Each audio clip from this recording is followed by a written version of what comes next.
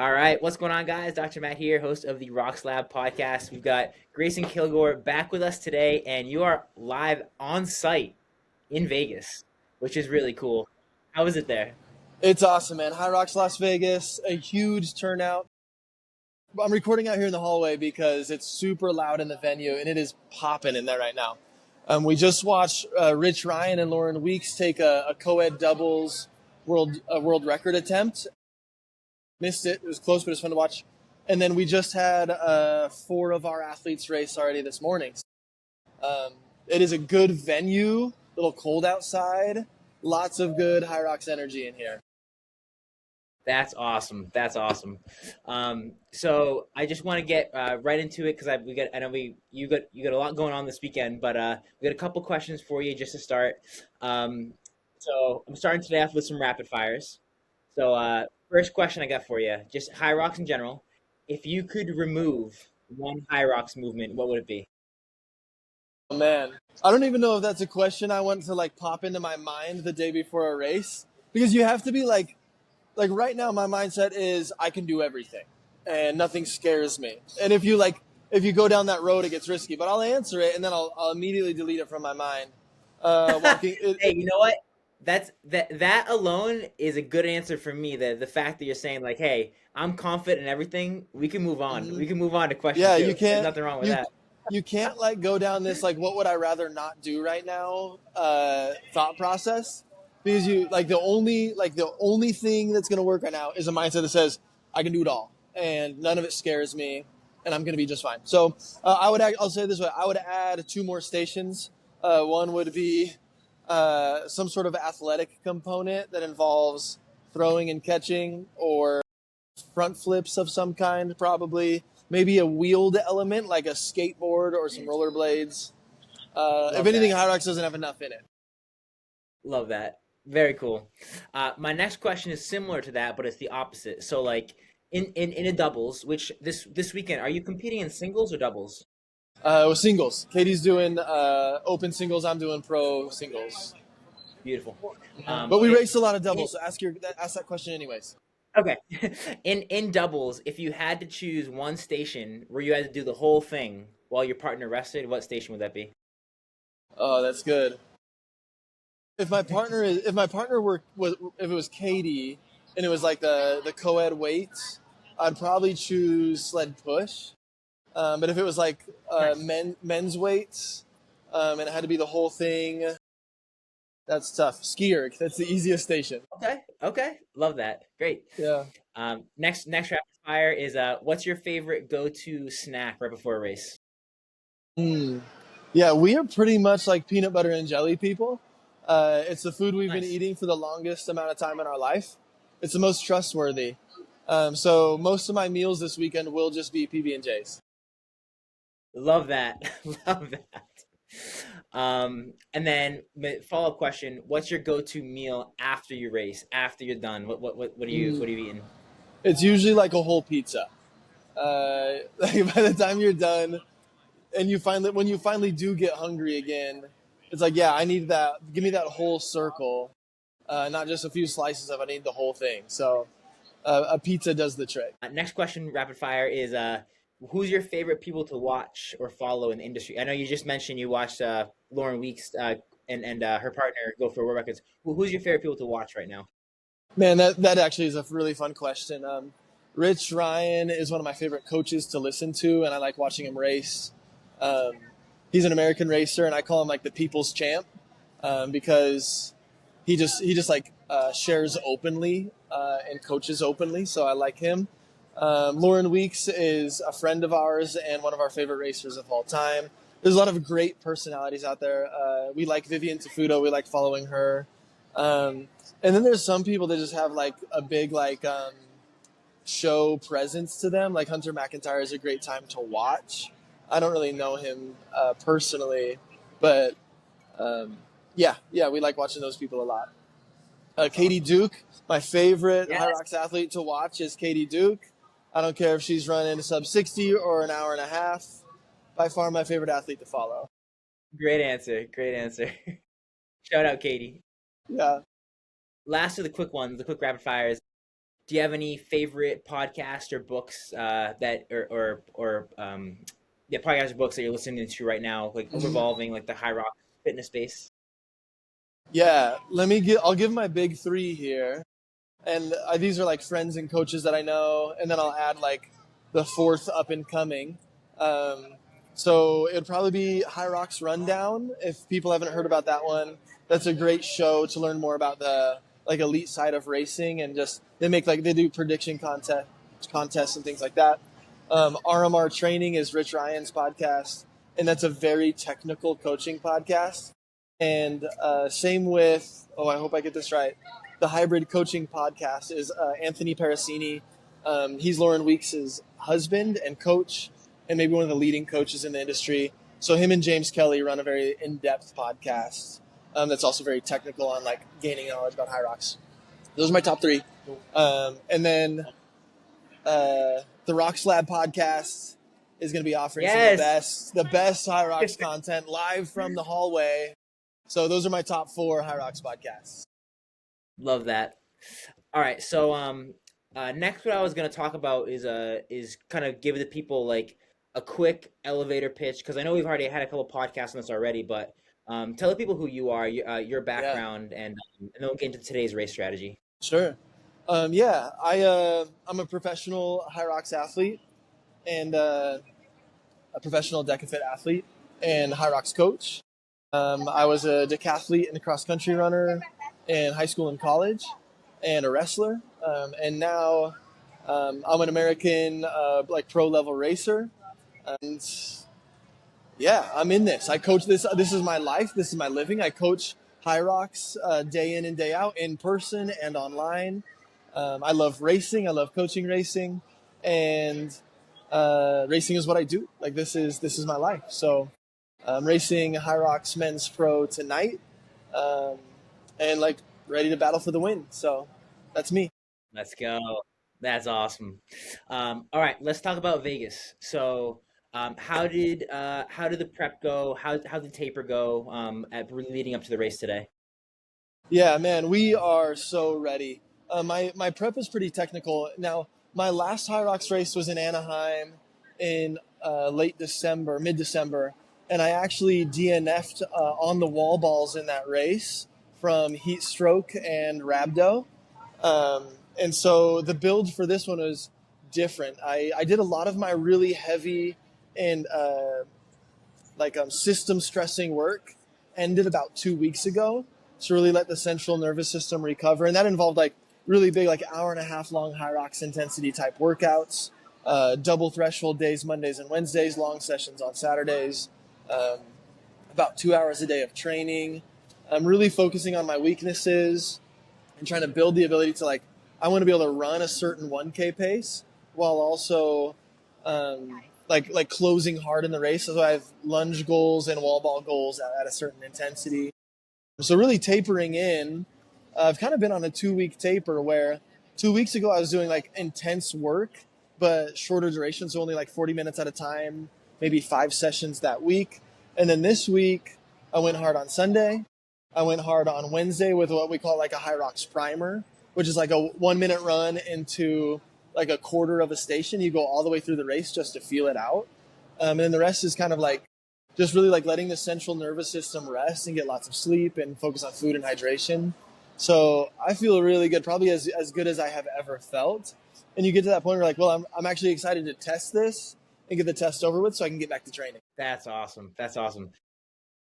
And break that down for me a little bit more. I don't want to think about it too much because you're about to race, but like what adjustments have you made? Obviously, last race didn't go quite as planned. What mistakes were made? How did you overcome that? What adjustments were made to make sure that doesn't happen and make sure this race is good? Yeah, and that's a great question, actually. Something I've been wanting to talk about. My last race was unique because I was kind of flying a little too close to the sun. I had, a week prior to HYROX Anaheim, I had just finished the Decafit World Championship where I had competed in 6 races in 3 days, and had hit, assault bike sprints and all 6 of those races. And Katie and I were just talking about the end of that experience. By day 3, our nervous system was tripping. Like we struggled to produce power, to even like resemble some form of our normal coordination. Like our central nervous systems were crashing. So when that ended, I rested for a week and then jumped into a HYROX and immediately knew on sled push station 2, I knew there was something wrong with the system. And I just thought, okay, I'll just hang on and try to get a decent time. Just trying to qualify for the North American Regional Championship. And I hung on right until wall balls where I hit the ground and couldn't stand back up from the heat stroke and potential like a little bit of rhabdo-like symptoms. So the biggest difference is I didn't do 6 DECA races the week before this one. And I'm well rested. I'm well rested coming into this one. My central nervous system is ready. And then the other piece of that is I'm really focused on hydrating early in the race this time and fueling early. So I'm speeding up my fueling strategy to get more grams of carbohydrate in the first half of the race, so that ideally my system will be able to regulate better in the back half. Are you doing like for carbohydrates? Are you doing like a gel or like some sort of energy, some drink or? Yeah. So what we're using this weekend, this is Goo brand right here. This is a water base, and when I say water base, I mean it's very liquidy. It's not like you're pouring like honey or jelly into your mouth. I like these because it's easier to like actually swallow at a 5:30 mile pace. So the goal is to get a couple of these right before the race, like one during the warm up, one on the start line, one after sled push, and then one after burpees. So that's like quite a bit of fuel early on. 25 milligrams of carbohydrates per packet, and it's water-based. So it's just like taking a shot of lemonade mid-race. So that's the exact fueling strategy of how we're going to use these during the competition. Very cool. As far as your warm-up, as far as gearing up for a competition, what goes into kind of like the hour by hour strategy up until the gun sounds off? Like warm-up areas, like pump up, rest routine, all that stuff. Yeah. Oh, Matt, you're asking all the right questions right now for someone who's about to do a HYROX. Trying to get you pumped up. No, it's exactly right. Most of the day is super chill. I try to lay down for a long time. My race isn't until 7 p.m. tomorrow night, so there's a lot of laying down. We try to get to the venue a little bit more than like an hour in advance and get checked in, make sure everything's ready. And then I start my warm-up about 30 minutes before. And the first 10 to 15 minutes of that is really, probably a 40-minute warm-up, actually.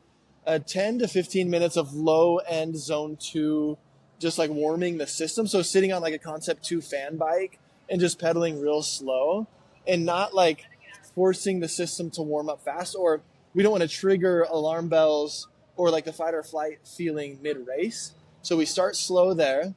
And then I'm going to go into some mobility work where I'm using like super bands and different things for glute activation, using kettlebells for different movements, just to open up the hips and make sure everything's moving and flowing correctly. And then we kind of go into a priming sequence where I'm going to actually hit some like race type movements, so like ski, row, lunge, and try to do that at race pace. And then finishing with like some faster run intervals to kind of like make sure the system is primed and the engine is hot. And we might trigger the alarm system, the fight or flight feeling, maybe once in that warm up. And then I'm going to shut it down for a little while and just like cool and rest and just like let the intensity settle and then walk into the start line maybe 3 minutes after that's over. So about 40 minutes in that process. Yeah. Very cool. During that time, are you wearing like headphones? Do you have any like music you're listening to or? Yeah, great question. During the first 20 minutes, I watch videos of my kids. Because it's just like it helps me stay calm and helps me smile and laugh, but it also connects me to my why. And there's so much of this for me that's about my family and about not just like this being my life and my business and bringing like money home, but it's also, I think it shapes the kind of person that I am. And there's many times in HYROX where I am very tempted to quit, and I want to have their faces fresh on my mind, because I'm not ever going to go home to my kids and tell them how I gave up early in a race or how I quit. So in those first 20 minutes, I'm looking at pictures of my kids, and then I'll switch to some harder music when it's like that priming fast twitch sequence I'll switch to some harder music, and then I'll shut it all off before the race and flirt with Katie a little bit and talk to my friends and just try to go in like pretty calm, actually. Love that. Love that. Yeah. No, that's great. I won't keep you too much longer because I know are you going off? Are you watching one of your athletes compete after this, or you just did already today? Yeah, we just did. You certainly want to talk to Katie next, so I'll make sure you have time Yes. for that. But really, after this, we just got to get off our feet and like away from the noise. I think in a venue this loud, if a racer were to come in, like we can feel our heart rates rise and we can feel like the anxiety kind of build when we're in here. It makes you want to like get race ready, and they do that on purpose, right? It's like loud music, high energy, bright lights. That's done on purpose. If you spend your whole day in that scene before a race, it just keeps you elevated beyond what you need. So after this, we're just gonna like go lay down, have dinner, relax, and maybe have. Nice. And at the right time, we'll have some strategic pre-race conversations about our goals and our desires, and then we'll kind of put it away for the night and just hang out. Very cool. I got two more questions for you. If someone was on the fence about signing up for a HYROX race, what would you tell them? Man, I would tell them to sign up. A lot of times people are like, oh, I'm not ready. But if you were to walk into a venue and look around, it's kind of full of people who aren't ready. Like people are out there on course, testing themselves and struggling. And I think people say like, oh, I don't want to get into this just yet because I want to train more first. Like, man, there's no rules about how fast you have to do this thing. You can walk, you can take breaks, you can drink water. But I think people just need to sign up and get after it because one, signing up for a race kind of lights a fire under you and will actually like kickstart the best training of your life probably. And then the other thing it's going to do is like, you're going to get here, you're going to try it and you go, man, I can do better next time. And then you fall into a cycle of like healthy living, healthy training. It's very purposeful and intentional. So if you're on the fence, I tell you, like, I tell my athletes all the time, like, you're ready to sign up and do a race. It may not go as well as you want it to, like first try. That's okay. Nobody's first race is their best race. That's just part of it. Sure. That's awesome. That's a great answer. Yeah. And then this one, it might be a little trickier question, but if you had like, if you already have this, or if not, you can also think about it. Let me know later. But if you have like a word or a phrase or like a mantra for like how you want this weekend to go, or like how you want to attack this weekend, do you have something you're already kind of like thinking about? Totally. I have. I like to call it failure recovery systems. This is a pretty well-known concept in the sporting world at this point, where like the moment where I think I can't, or this is too hard, or this hurts too much, I count that as that's like a mental crack for a second. It's a mental failure. Mm-hmm. So a mantra is a failure recovery system to get reconnected to the goal as quickly as possible. So you're not floundering between this like, can I, can't I feeling. And so I have a variety that I use. Like when things start to hurt, for the first, like early on when the race really first starts to build up and get painful, I tell myself like, pain is my old friend. I know pain. I handle pain very well. So sometimes I'll even like talk to the pain and be like, and it's cheesy, but I'll say like, hello pain, I know you. And that kind of like helps me remember like, this is who I am. This is what I do. Mm-hmm. And then so like later in the race where you start questioning the ability to finish and close the way that you want to, or in HYROX, it's pretty common for athletes to start worrying about the future stations. So one thing that Katie and I use often is we'll tell ourselves like, stay present to the work you're doing right now. So like if you're in a run and the run hurts and you're thinking like, oh crap, I need to slow down because wall balls are coming. It's like wall balls are like, the wall ball is later Greyson's problem. Future Greyson has to deal with wall balls. Right now I just need to stay present to the work I'm doing. And just like narrow the vision a little bit. So like, I'm just going to do this run really well. Awesome. Yeah. That's a fantastic, I'm fired up. That's a fantastic. Okay. Great. Last thing, and then when we sign off, I'll talk to you off air for a second. Okay. Where can people find you? Instagram, website, coaching, that stuff. But yeah, I'm on Instagram. You can find me there. If you type in my name, Greyson Kilgore, you'll probably find me. Or you can go to Kilgore.coaching on Instagram. And then my website is kilgorecoaching.com. those are the two fastest ways to look me up immediately. And then, yeah, that's where you can find me. Awesome. All right. Well, mic drop with that. I'm going to end the recording, but I'll talk to you off air here. Awesome. Thanks, Matt. Good luck tomorrow. Thank you.